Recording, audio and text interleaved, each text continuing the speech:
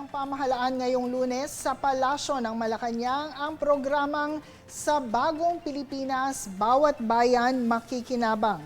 Layo nitong palakasin ang kakayanan ng mga lokal na pamahalaan na makagawa ng mga programa na naaayon sa pangangailangan ng kanilang nasasakupan at direktang makakuha ng pondo mula sa Local Government Support Fund or LGSF. Dumalo ang mga mayor at governor ng iba't ibang bayan at probinsya sa buong bansa.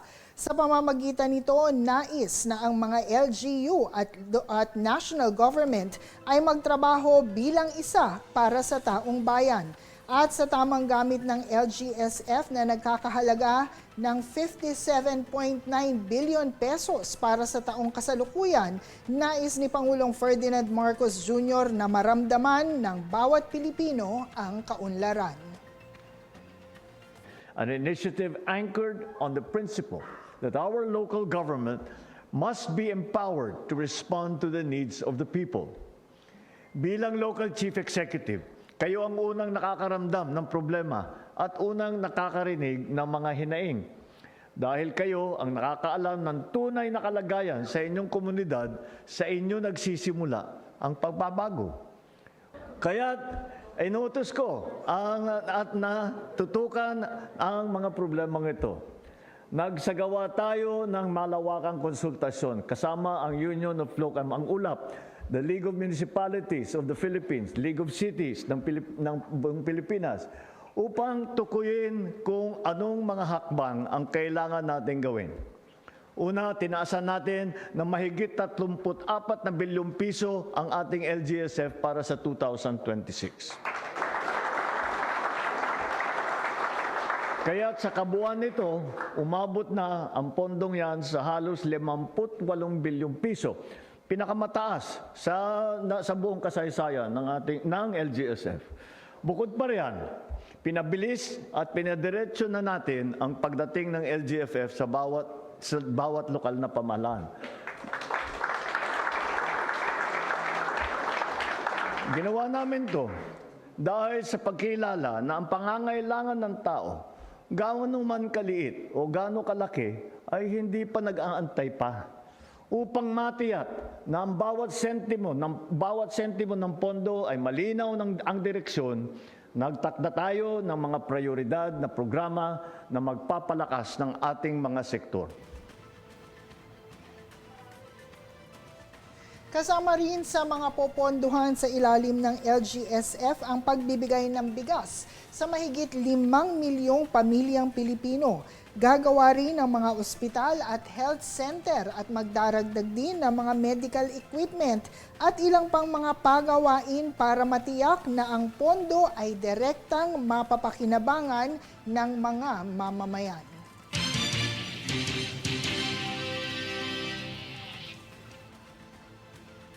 Samantala, uminit ang usaping politikal matapos ihain ang ika-4 na impeachment complaint laban kay Vice President Sara Duterte. Kasabay na rin ang kanyang pag-anunsyo ng planong pagtakbo sa 2028 habang naging sentro ng espekulasyon ang muling pagkikita nila Pangulong Ferdinand Marcos Jr. at dating Vice President na ngayon ay Naga City Mayor Leni Robredo. Narito ang ulat. Nagpahayag si House Deputy Speaker at La Union 1st District Representative Paulo Ortega V na walang basbas ni na dating Speaker Martin Romualdez at kasalukuyang Speaker Faustino D. III ang ika-4 na impeachment complaint laban kay Vice President Sara Duterte. Tinignan ko, very much similar siya dun sa 19th Congress na complaint. Ako naman, nabitin ako nung huli, parang walang nangyari. So sabi ko, sige, I will endorse this. At yun naman, sarili ko namang paninindigan sa pag-endorse. Giit pa ni Ortega, kusa niyang inendorso ang reklamo at hindi ito utos ng Partidong Lakas CMD na siyang taliwas sa pahayag ni Navotas Representative Toby Tiangco. Hindi po, sarili po naming desisyon to. Actually, when I was with Manong Benny at sinabi niya na merong complainant, si Attorney Cabrera, nakita naman po namin yung complaint niya. which is very much similar po nung sa 19th Congress except for the Madriaga testimony. So, hindi naman po ako nagdalawang isip kasi nga nakikita ko naman po na very strong po yung basis. Kung saan ay kaapat na reklamo na inendorso ni Ortega at Manila 6th District Representative Bienvenido Abante Jr. ay inihain ilang oras matapos inihayag ni VP Sara ang kanyang planong tumakbo bilang Pangulo sa 2028. Batay sa reklamo, kabilang sa mga aligasyon laban sa Vice Presidente ang umano'y banta sa mataas na opisyal, maling paggamit ng confidential funds, hindi pagdedeklara ng ari-arian, at iba pang issue ng abuso sa kapangyarihan. Where she wants to be the president. So, kung mataas ang tatakboy mong position, you're held to a higher standard, di ba?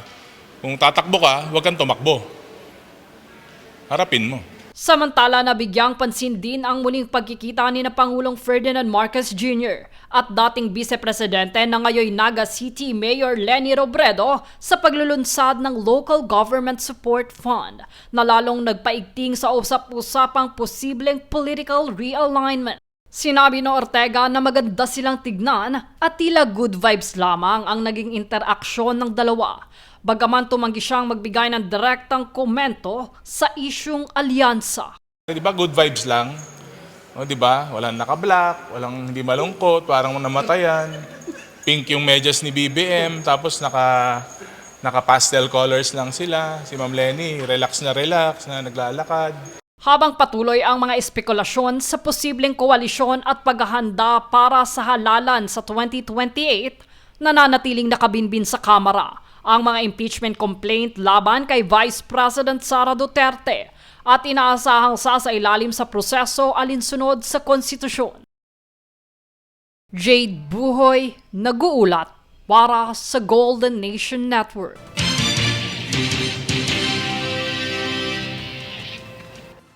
Hinaina naman ng ethics complaint ang House Public Works Chair kamakailan ukol sa mga irregularidad at ilang pang issue ng flood control projects. Tunghayan muli ang ulat hatid ni Jade Buhoy. Naghain ng ethics complaint ang Task Force Kasanag o TFK sa pangunguna ng founder nitong si Dr. John Chong laban kay Surigao del Sur 1st District Representative Romeo Salazar Momo Sr., chairperson ng House Committee on Public Works, kung saan kaugnay nito ang umano'y irregularidad sa ilang flood control at infrastructure projects ng Department of Public Works and Highways o DPWH. Dito kanilang inihayag na kasama sa kanilang formal na isinumite ang ilang individual at construction firms na nabigyan ng multi-billion peso na contract sa iba't ibang rehiyon ng bansa. Ayon sa grupo, ang mga pangalan na binanggit ay batay sa dokumentadong contract awards at mga sinumpaang reklamo na isinumite sa mga kinaukulang otoridad para sa pagsusuri. Kabilang umano sa mga naunang inihain na reklamo noong 2022 ang mga kaso laban kina Zaldico, Eric Yap, Edwin Garjola at dating kalihim ng DPWH na si Manuel Bonoan,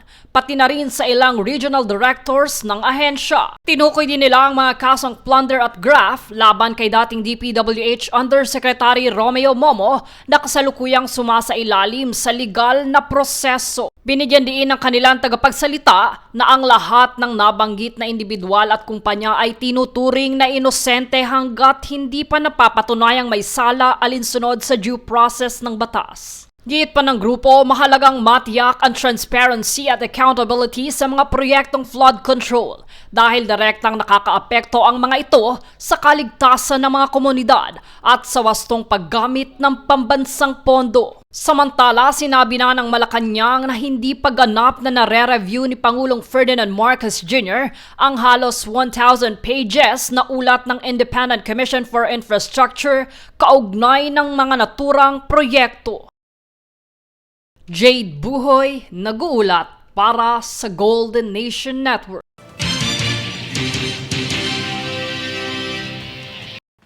Sa ibang balita, nasabat ng Bureau of Customs na ang tinatayang 4,008 grams ng hinihinalang methamphetamine na nagkakahalaga ng mahigit sa 27,200,000 200,000 pesos sa hand carry baggage ng isang Australian national na dumating sa NAIA Terminal 3. Isinagawa ang operasyon sa koordinasyon ng Philippine Drug Enforcement Agency at ng NAIA Interagency Drug Task Group at agad na inaresto ang suspect dahil sa paglabag sa Republic Act 9165 o Comprehensive Dangerous Drugs Act of 2002. Ayon kay Customs Commissioner Ariel Nepomuceno, paiigtingin pa ng ahensya ang border security at pakikipagtulungan sa iba pang law enforcement agencies upang mapigilan ang smuggling ng iligal na droga sa mga pangunahing paliparan sa bansa.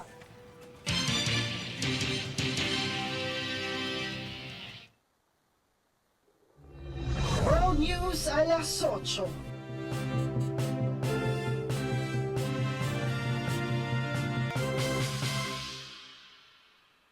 Українці, сьогодні було кілька доповідей МВС, міністра Ігоря Клименка, інших правоохоронців по розслідуванню теракту у Львові. Іншу кваліфікацію складно обрати. Це був саме теракт, цинічний і жорстокий. 2 вибухи, другий тоді, коли на місце прибули екстрені служби, 25 людей поранені. На жаль, одна людина, працівниця поліції, загинула. 23 роки. Їй було мої співчуття рідним та близьким. Зараз усім, хто був поранений, надається допомога. Серед поранених є важкі. Лікарі роблять все можливе, щоб врятувати життя. Обставини цього теракту зараз повністю аналізуються. Багато фактів вже є. Виконавці були завербовані через Телеграм, організація теракту російська, МВС, Національна поліція України, Служба безпеки України представлять деталі суспільству. І я доручив сьогодні пропрацювати такі заходи, таке реагування, щоб унеможливити подібні злочини. Вже є певний досвід протидії у наших правоохоронців, десятки аналогічних ситуацій не допущені. Українські правоохоронці постійно протидіють таким вербовкам і потрібно більше активності та більше залученості самих громад. Залученості місцевих керівників, урядових інституцій, всіх, щоб на всіх рівнях зменшувати російські можливості організації терактів та диверсій в українському тилу. У нас є дані розвідки, що росіяни збираються і надалі робити такі речі, такі фактично напади на українців. World News alas 8.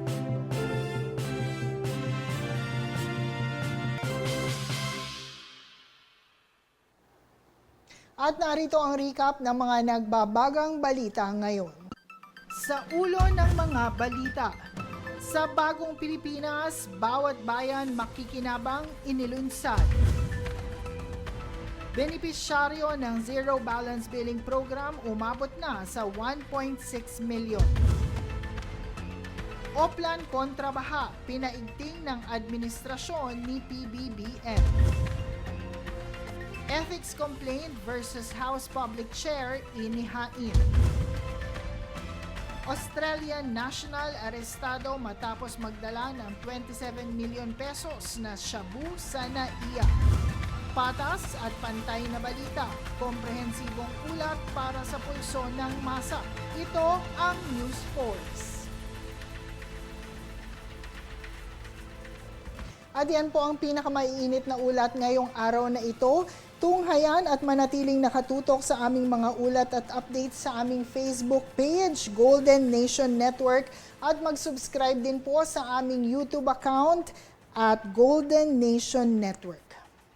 Ako po si Lorlyn Garcia Velarde. Maraming salamat sa inyong panonood at ito ang News Force.